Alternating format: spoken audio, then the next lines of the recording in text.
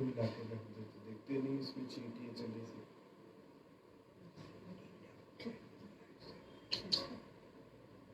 देखो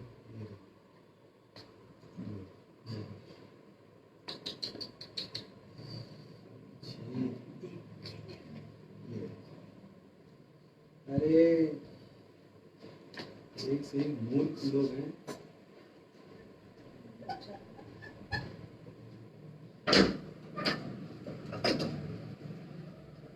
इसको हटा दो।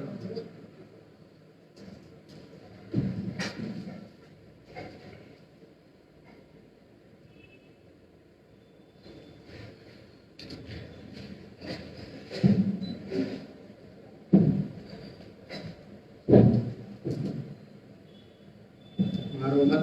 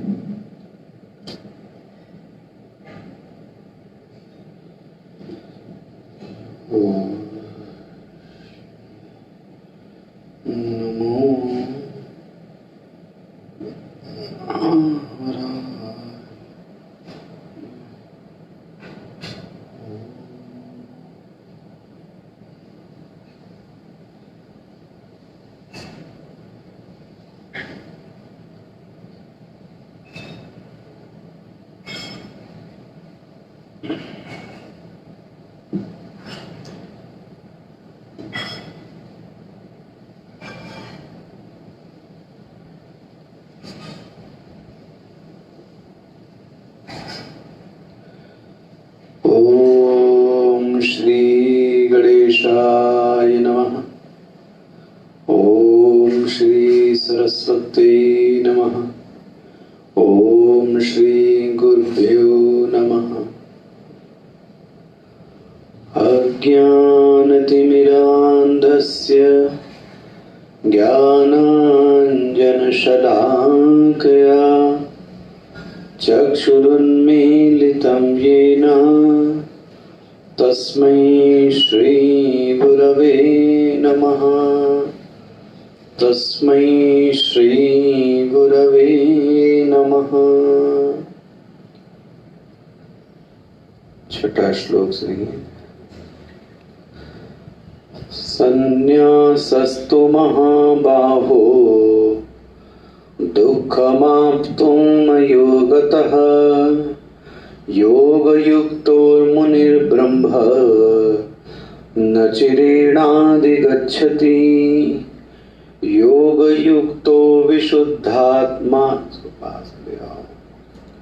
योगयुक्तो विशुद्धात्मा विजितात्मा जितेन्द्रियः सर्वभूतात्मा भूतात्मा कुर्वन्नपि न लिप्यते। नैव किंचित् करोमीति युक्तो मन्येत तत्त्ववित्। पश्यन् शृण्वन् स्पृशन् जिघ्रन् अश्नन् गच्छन् स्वपन् श्वसन् प्रलपन् विसृजन् गृह्णन् उन्मीषन् निमिषन्नपि इन्द्रियाणीन्द्रियार्थेषु वर्तन्त इति धारयन्।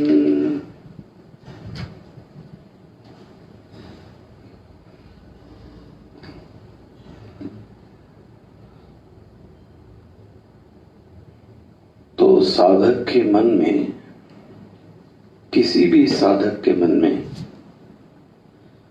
यह एक प्रश्न जरूर आता है कि जिस रास्ते पर मैं चल रहा हूं वह रास्ता ठीक है या नहीं। जैसा कि कल मैं कह रहा था, कहीं जाने पर माइलस्टोन आता है। माइलस्टोन से यह पता लगता है कि हम ठीक दिशा में दूरी तय कर रहे हैं या नहीं कर रहे हैं। ऐसे ही साधना के पथ पर हम ठीक दूरी तय कर रहे हैं या नहीं। थोड़ा दूर हटा लो, क्यों सीटी मारता है? तो अपने आप स्व विवेक भी तो लगा सकते हो। तो वह साधक ठीक चल रहा है या नहीं, यह प्रश्न उसके मन में आना स्वाभाविक है। तो इस श्लोक में भगवान ने बहुत अच्छे चिन्ह बताए हैं, लेकिन चिन्ह के पहले सबसे पहला जो चिन्ह भगवान ने बोला क्या है? योग युक्त। यह उसी के लिए बताया जा रहा है जो योग से युक्त है। अब योग से युक्त मतलब संन्यास की बात नहीं की गई।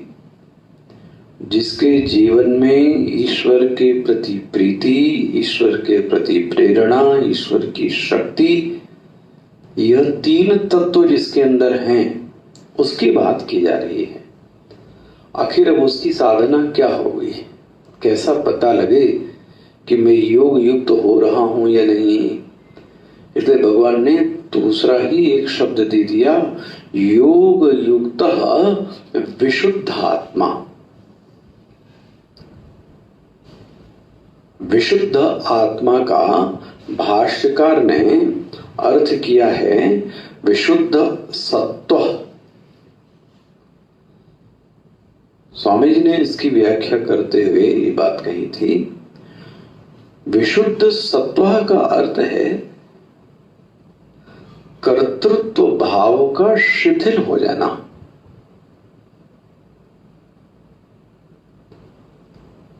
यह एक बहुत बड़ी सिद्धि प्राप्त हो जावे साधक को, यदि उसके मन में आ जाए कि उसका जो कर्तृत्व भाव है, अंतःकरण का जो चांचल्य है, चंचलता, वह दूर हो जावे। ये एक बहुत बड़ा दोष माना गया साधक में। अंतःकरण की चंचलता को एक बहुत बड़ा दोष माना गया। तो विशुद्ध आत्मा का अर्थ हुआ अंतःकरण का चांचल्य दूर हो जावे, ठीक है, उसमें कर्तृत्व का शिथिलीकरण हो जावे। और जब यह दूर हो जाएगा, देखो जैसे ही कर्तृत्व दूर होगा तो हमारा जो राग और द्वेष है वह भी दूर हो जाएगा। कई बीमारियां इससे दूर हो सकती, और बोले इससे भय भी दूर हो जाएगा। छोटी छोटी वृत्तियां हैं, ये जीवन पे बड़ी हावी रहती है हमारा। तो कर्तृत्व का शिथिलीकरण, या ऐसा दूसरी सरल भाषा में कह रहा हूं, अंतःकरण का चांचल्य या राग द्वेष दूर हो जाए, यह सब मुख्य रूप से होता एक ही वृत्ति से है, ना हम करता, मैं करता नहीं हूं। ये हम साधकों की एक बहुत बड़ी बीमारी है कि कोई भी कार्य करते करते यह भान होने लगता है कि यह कार्य कौन कर रहा है? मैं कर रहा हूं। और संतों का ऐसा कहना है कि भगवान को यह अहम पसंद नहीं है।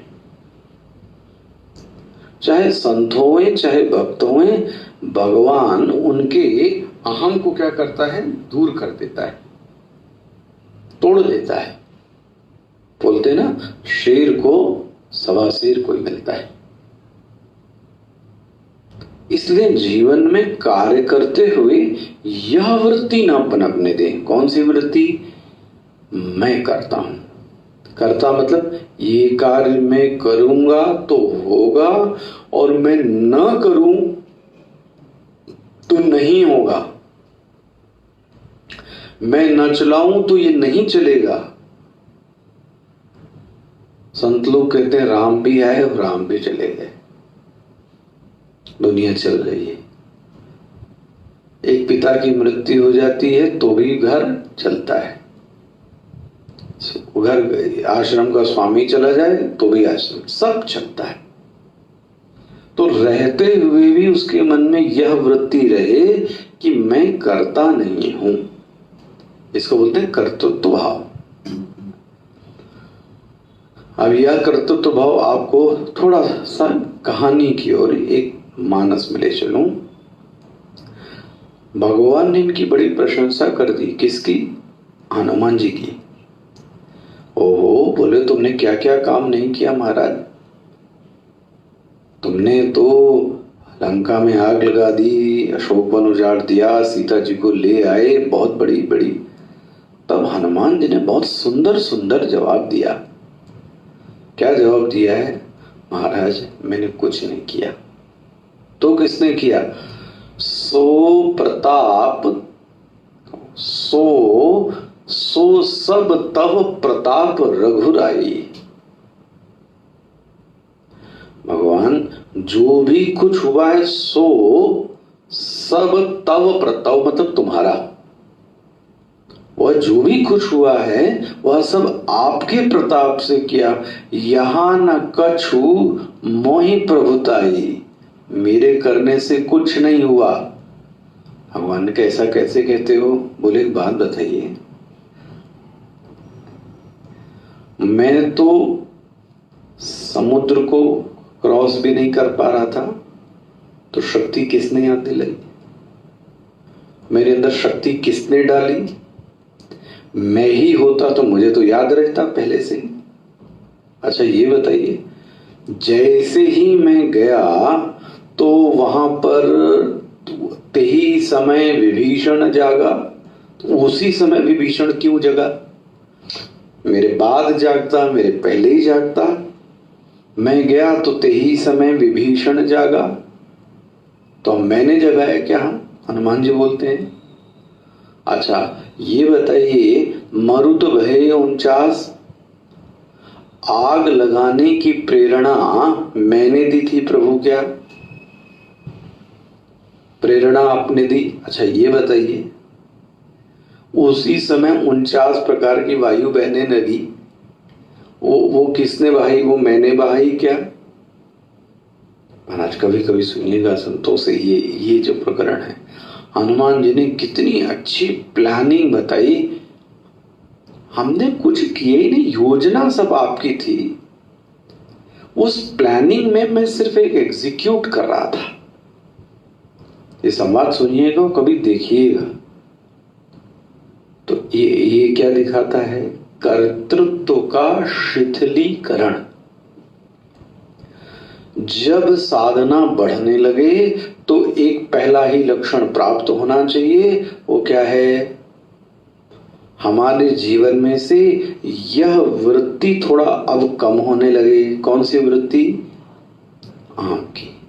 मैं ऐसा नहीं कहता हूं कि समाप्त हो जाए, आसान भी नहीं है इतना, लेकिन पहले से कुछ कम पड़े। और परसों से आज कम पड़े, आज से कल कम पड़े। और नहीं है तो मुझे ऐसा लगता है कॉन्शियस एफर्ट भी करना चाहिए कभी कभी। कर्ता भाव है या नहीं, ये हमसे अच्छा हमारे मन में ये कोई और बता नहीं सकता। आपको बताऊं, बाहर तो ही है, अध्यात्म के क्षेत्र में भी है। मैं आपसे बताऊं, हम साधु सो लोग हैं, जो भगत लोग हैं, जो डिवोटी हैं, जो शिष्य हैं हम लोग, उनके मन में भी है। ये शिष्यों के मन में भी, हम लोगों के मन में आता है कि हम ना करें तो गुरु का यह कार्य नहीं होगा। अब क्या कहा जाए, है तो ये वृत्ति। तो ये कौन सी वृत्ति है? कर्तृत्व की वृत्ति है। तो कुल मिलाकर यह कर्तृत्व का शिथिलीकरण होना चाहिए। ठीक है, अंतःकरण का जो चंचलता है वह दूर होनी चाहिए। और जैसे कर्तृत्व हटेगा ना, तो राग और द्वेष और जो भय डर है, मैंने किया है और अगर मैं नहीं करूंगा तो ये नहीं हो सकता, बहुत सारी इसमें बड़ी छोटी छोटी छोटी वृत्तियां हैं अंदर, ये सब की सब भावनाएं क्या हो गई, दूर हो जाएंगी। तो टूटन, निराशा, क्योंकि श्रेय किसको मिलना चाहिए, कर्तृत्व का एक दूसरा पक्ष क्या आता है, कर्तृत्व पूरा तब होता है जब हमको कोई क्या दे, थोड़ा तमगा दे दे। तमगा मतलब बिल्ला। और जब हमारा सीना तन जाए तब समझ लो यस, ये कर्तृत्व की क्या थी, बीमारी थी। तो इसको बोलते हैं क्रेडिट लेने का होड़। देखो अब कितनी मैनेजमेंट कंपनियां हैं, घरों में कोई और क्रेडिट ले जाए तो बुरा लगता है ना, बस बस बस बस समझ लो फिर तो बीमारी आ गई। फिर तो भय रहेगा ना कि करूं मैं और क्रेडिट कोई और लेके चला जाएगा, तो भय की बीमारी आ गई। फिर किसी की गुरु की नजर में कोई और आ जाएगा, तब समझ लो भय जागृत हो गया। तो कितनी बड़ी बीमारी है ये किससे दूर हुई, योग युक्त। उस योग में भी 3 चीज हैं, फिर बोलो प्रीति, प्रेरणा, शक्ति। यदि किसी ने इसको जिया तो विशुद्ध आत्मा तो हो ही जाएगा, अंतःकरण उसका शुद्ध तो होएगा ही होएगा। श्रवण किया तो मैं आपको थोड़ा सुनाऊं। कल महाराज जी की एक बात मैं सुन रहा था, सभी के चित्त में जो दृष्टा भाव है वो एक ही है, दृष्टा तो एक ही है। तो वो ये एक चर्चा उठा रहे थे कि पहले जो ऋषि मुनि थे वह सृष्टि की समस्त घटनाओं को देख लेते थे, व्यक्ति का भूत भविष्य भी देख लेते थे। अगर मतलब उसका पूरी कुंडली देख डाले, ऐसे नहीं आंख बंद करके, बहुत सारी चीजें उनको दिख जाती थी। पूरा खगोल शास्त्र देख डालें तो उनके अंदर भी वही दृष्टा है और हमारे अंदर भी वही दृष्टा है, दृष्टा में तो अंतर नहीं है। तो फिर ये विरोध क्यों आ रहा है, दृष्टा के एक होने पर शक्तियों में अंतर क्यों दिखता है। महाराज जी ने बहुत सुंदर उत्तर दिया था, हमारा और आपका अंतःकरण उस मुकाबले में शुद्ध नहीं। तो मुझे यह बात याद आई हमारे स्वामी जी की भी कि अंतःकरण जितना शुद्ध होएगा उस अंतःकरण में उतने ही दिव्य गुण प्रकट होते जाते हैं। ये साधक के लिए बहुत बड़ी निशानी। जितना अंतःकरण शुद्ध होगा, आप में अगर आपको शब्द बड़ा अच्छा लगता है तो मैं कहता हूं डिवाइन पावर, दिव्य गुणों को लाने का एक सहारा है, हम अपने अंतःकरण को क्या कर लें, शुद्ध कर लें। किसी तरह से अंतःकरण क्या हो जाए, शुद्ध हो जाए। जैसे ही अंतःकरण शुद्ध हो जाएगा उसमें बड़े दिव्य दिव्य सिद्धियां प्राप्त होने लगती हैं। तो ये आ गया ना, योग युक्त विशुद्धात्मा। अच्छा, अब और देखो, विजितात्मा, इसलिए कहते हैं, मतलब बिना भाष्यकार के अर्थ निकालना अपनी मति से रटे रटाए। अब आत्मा का अर्थ हम ब्रह्म ही समझेंगे तो कैसे करेंगे। अभी बोला विशुद्ध आत्मा, अब क्या बोल रहे हैं, विजित आत्मा। विजित आत्मा का अर्थ भाष्यकार ने क्या किया, विजित देह। तो आत्मा का अर्थ यहां क्या कर दिया, देह। तो इसका अर्थ क्या हुआ, एक बात अध्यात्म में और सीख लेनी चाहिए, साधक को देह से दुश्मनी करने की आवश्यकता नहीं है। साधक को कभी देह से दुश्मनी नहीं करनी चाहिए। देह उसका मित्र हो जाता है।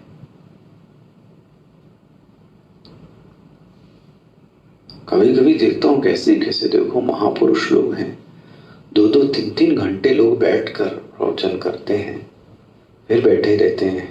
ये क्या है? ये देह ना साथ दे तो कर, हम लोग तो आधे घंटे नहीं बैठ सकते नीचे। को महापुरुष, वजन भी है, फिर भी क्या सिद्धि है शरीर की। इसीलिए तो तुलसीदास जी ने भी साधन धाम मोक्ष कर द्वारा, शरीर से ज्यादा क्रूरता नहीं करनी चाहिए। एक क्रूरता करेंगे शरीर हमारा साथ क्या कर देगा? छोड़ देगा। फिर करोगे किससे? ध्यान अंतर कर सुनना, मनन करना किससे करोगे? ऐसे देखो भगवान कितना बंधा हुआ उपदेश देते हैं। देह से दुश्मनी मत करो, देह में साधन में मेरा क्या करे? सहयोग करें। इसको क्या बोलते हैं? विजिता आत्मा। मतलब देह भी मेरी साधना में क्या करे? मदद करे।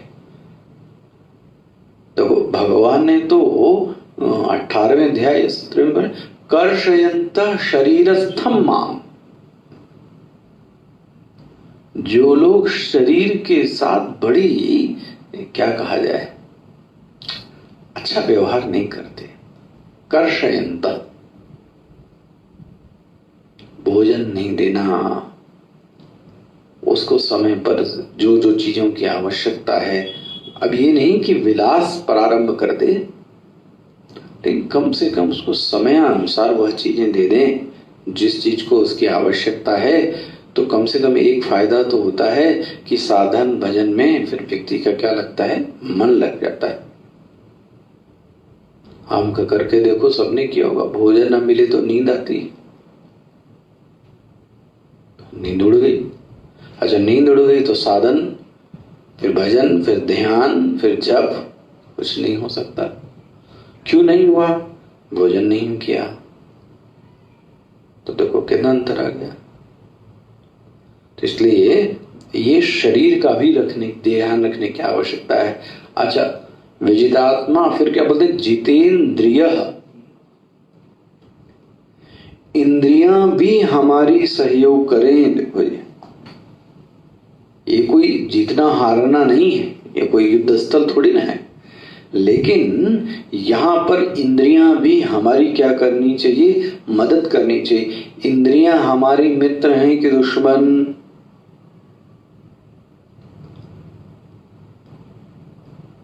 गीता का 6वां अध्याय देखो आप, अनात्मनस्तु शत्रुत्वे वर्तेत आत्मैव शत्रुवत्। जिसका मन और इंद्रियां सहयोग नहीं करती हैं, वही अपना सबसे बड़ा क्या है? दुश्मन। भैया सबसे बड़ा दुश्मन अपना मन है। नहीं, इतने बुरे ख्यालात कौन लाता है? हमारा मन। और अच्छे अच्छे ख्यालात भी कौन लाता है? हमारा मन। हमारा मन ही सबसे बड़ा शत्रु है और हमारा मन ही सबसे बड़ा मित्र है। अब प्रश्न आया, कब मित्र है कब शत्रु है? तो बोलते हैं जब हमारे वश में है यह, जिसकी इंद्रियां, जिसका मन, जिसका शरीर सहयोग नहीं करता है, सहयोगी नहीं है, तो फिर वो कौन है? फिर दुश्मन है। आप काम करने चलोगे, भाग गए। ये करना चाहें तो कर नहीं सकते, तो क्या हो रहा है? दुश्मन जैसा कर रहा है। तो जरा समझना इस चीज को क्या कहा जा रहा है। इसलिए इंद्रियां और मन को क्या बनाना चाहिए? अपना मित्र। और मित्र बनाने का अभिप्राय है इनको अपने में क्या करके रखना चाहिए, वश में। जितात् मनः प्रशांतस्य, देखो जितात् मनः, जितः आत्मनः, जिसने अपने मन को, इंद्रियों को जीत लिया, उसका जो मन भी कैसा हो गया पता है, थोड़ा शांत हो गया। तभी तो ध्यान करने में, समाहित करने में जुटेगा। तो पहला तो मन को ही अपने क्या करना पड़ेगा, वश में करना पड़ेगा। इंद्रियों को ही क्या करना पड़ेगा। अभी आप देखो, आप श्रवण कर रहे हो और उस समय मन भाग जाए, क्या साधना में मदद हुई? सोच के देखो आप अभी कभी। इसलिए बंधुरात्मा मनस्तस्य, बंधु है, बंधु मतलब मित्र, किसका, ये नात्मैवात्मना जितः, जिसने अपने आप पर, मन पर, इंद्रियों पे क्या पा लिया है, नियंत्रण। देखो जी, हो गया। ये पंक्ति पूरी कंप्लीट होती। योग युक्तः विशुद्धात्मा, विशुद्धात्मा कर्तृत्व शिथिल हो गया। विजितात्मा, देह भी हमारे वश में है, हमारी बात मान लेता है। जितेंद्रिय, इंद्रियां भी थोड़ा बहुत हमारी बात क्या करती है, मान ले। कम से कम इनको मित्र बनाने का प्रयास करें। और हमारा मित्र बनाने का मतलब यह है कि जब हम साधन भजन में बैठे तो कम से कम ये हमारी क्या कर दें, मदद कर दें। ये सब कब होएगा, ये सब होएगा कब? योग युक्त, ओके, वो की वही है जो योग से युक्त हो गया, उसके लिए है। अच्छा, फिर योग युक्त विशुद्धात्मा विजितात्मा जितेंद्रिय, फिर भगवान क्या बोलते हैं, सर्वभूतात्मा भूतात्मा। ये देखना है आपको, सर्वभूतात्म भूतात्मा। इसका अर्थ क्या हुआ, बहुत सावधानी से एकदम रिलैक्स होकर समझिए क्या है, क्योंकि ये शब्द आसान नहीं है। जैसे कि एक घड़ा है, तो पूछा जाए कि घट की आत्मा कौन है, तो क्या कहेंगे, मिट्टी। घट की आत्मा कौन है, मिट्टी। अच्छा, पूछा जाए लहर की आत्मा कौन है, क्या उत्तर आएगा, बोले जल, जल है। मिला। तो सभी घड़ों की जो आत्मा है वो कौन है, मिट्टी। सभी लहरों की जो आत्मा है वो कौन है, जल। इसी तरह से सभी भूतों की सर्वभूतात्मा, जैसे सभी घड़े, सभी लहर, इसी तरीके सभी भूत, भूत मतलब हम सब, जो पंचमहाभूत से बने हुए हैं, जो पंचमहाभूत से बने हुए वो क्या कहलाते हैं, भूत। सर्वभूत, उनकी जो आत्मा है वह कौन है, बोले वह मैं हूं। ओहो, ये आसान नहीं। देखो चरम पर पहुंच गया कि नहीं ये व्यक्ति। जब साधक को यह समझ में आने लगे कि पूरे जगत सर्वभूतात्म भूतात्मा, सभी भूतों की, जगत की, प्रपंच की जो आत्मा है वह कौन है, वह मैं हूं। इस अनुभव को वेदांत में बोलते हैं अधिष्ठानो अहम अस्य प्रपंचस्य। मैं इस जगत का अधिष्ठान हूं। ये सर्वभूतात्म भूतात्मा का ट्रांसलेशन है। जैसे घट की आत्मा मिट्टी है, जैसे लहर की आत्मा जल है, वैसे ही सभी भूतों की, सभी जगत की जो आत्मा है वह कौन है? वह मैं हूं, सर्वभूतात्म भूतात्मा। मैं कौन हूं? अधिष्ठान चेतन, कॉन्शियसनेस। तो ये जगत क्या है? जगत घट के जैसा ही है, अध्यस्त है, सुपर इम्पोजिशन। ये अध्यस्त है, मैं कौन हूं? इसका अधिष्ठान। अध्यस्त रहे और चाहे अध्यस्त न रहे,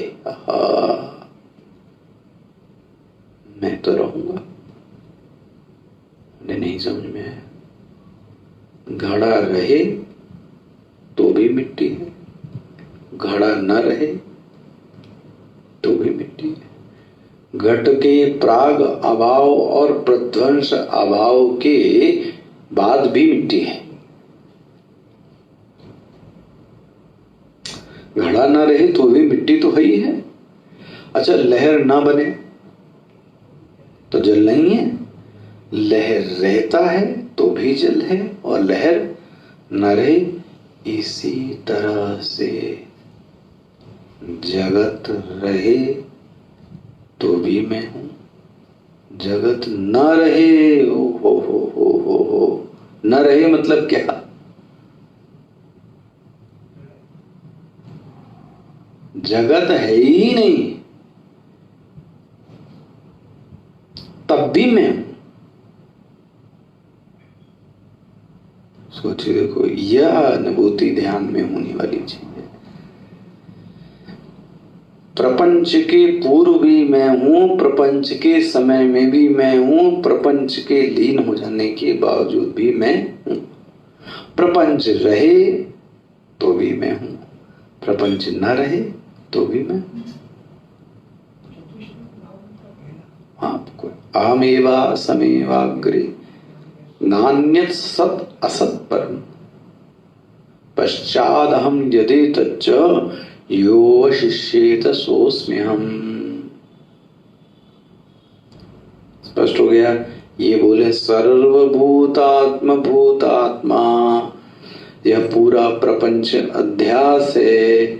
जो ऐसा अनुभव करता है, महाराज, जो अनुभव करता है उसका क्या होता है? कुर्वन्नपि न लिप्यते।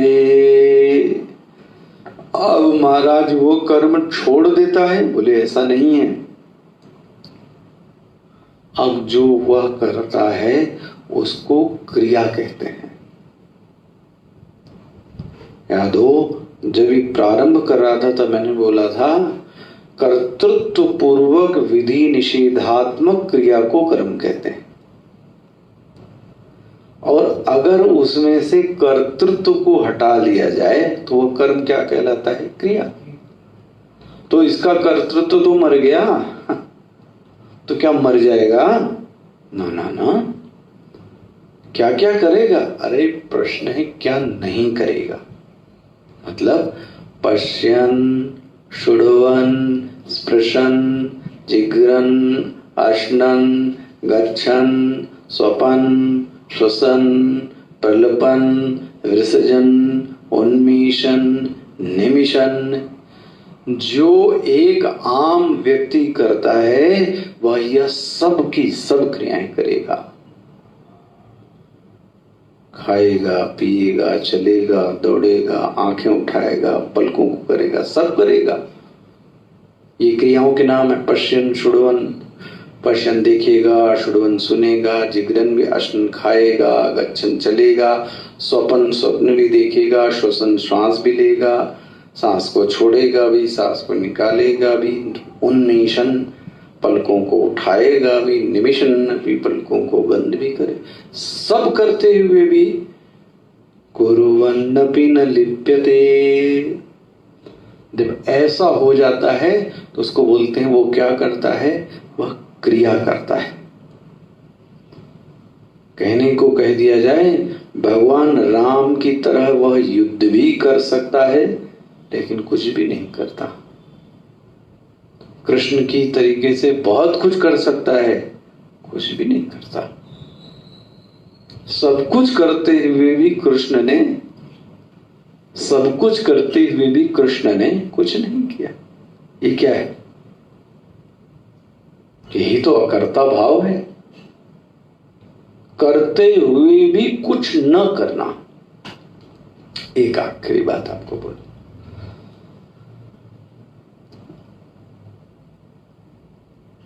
महाराज 16,000 रानियां गोपियां और महाराज दुर्वासा को सबने भोजन कराया।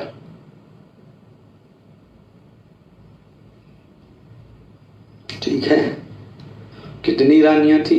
16,000 थालियां लगी। एक एक भी लाया होगा तो 16,000 होगा।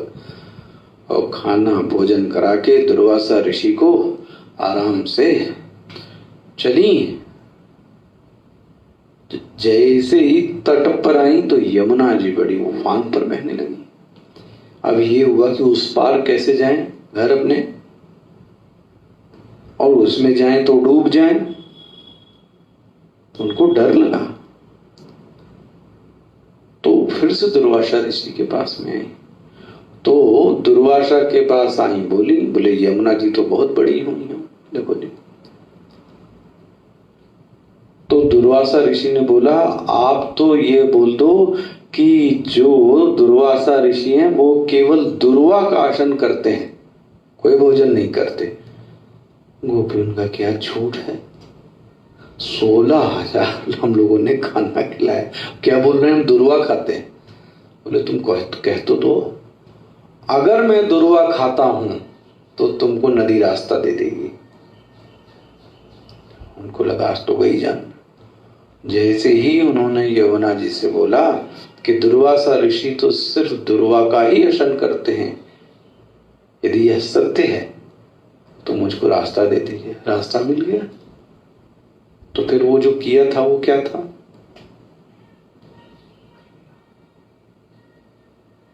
कुर्वन्नपि न लिप्यते। आ गया, राम की तरह से युद्ध कर ले, कृष्ण की तरह से सब कुछ करके, मतलब कितनी लीलाएं कर ली, लेकिन अगर कर्तृत्व भाव उसमें जागृत नहीं है तो वह करते हुए भी कुछ नहीं करता। कुर्वन्नपि न लिप्यते। ये कब हुआ, कैसे हुआ? बोले ये हुआ वहीं से था। कहां से? योग युक्तो विशुद्धात्मा। प्रारंभ वहीं से हुआ था। योग युक्त विशुद्धात्मा विजितात्मा जितेंद्रिय सर्वभूतात्म भूता, ये सिद्धि प्राप्त हो गई।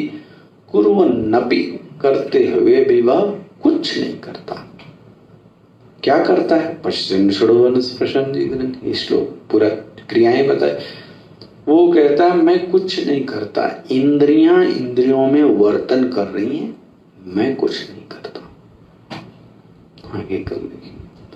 ओम पूर्णमदः पूर्णमिदं पूर्णात् पूर्णमुदच्यते पूर्णस्य पूर्णमादाय पूर्णमेवावशिष्यते।